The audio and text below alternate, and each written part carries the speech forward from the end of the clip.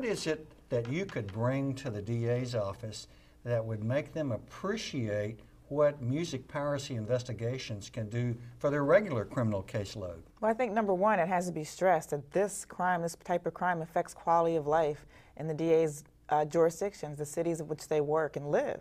But the other thing is that it's a link to a lot of other crimes. And I tell the prosecutors and I tell the police officers that I work with all the time, use this type of crime as a tool.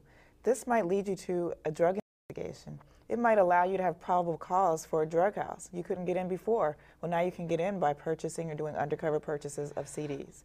It also has links to some terrorist organizations for those federal prosecutors out there. There's a number of cases that we're working on right now. But what we're seeing is also a link to selling drugs with the CDs and some gun activity as well. Frank, do you find that some of the people who may be on parole or probation or may have some crimes in their background, a murder, homicide, or whatever, might be gravitating to some of this type of piracy? More often than not. We find that most of the defendants we deal with are recidivist. They have spent time incarcerated on much more serious crimes. We've had situations where there have been robberies, homicide, parolees.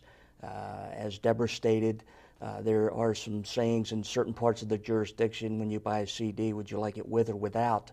The with is the CD enclosing a piece of crack or whatever the case may be.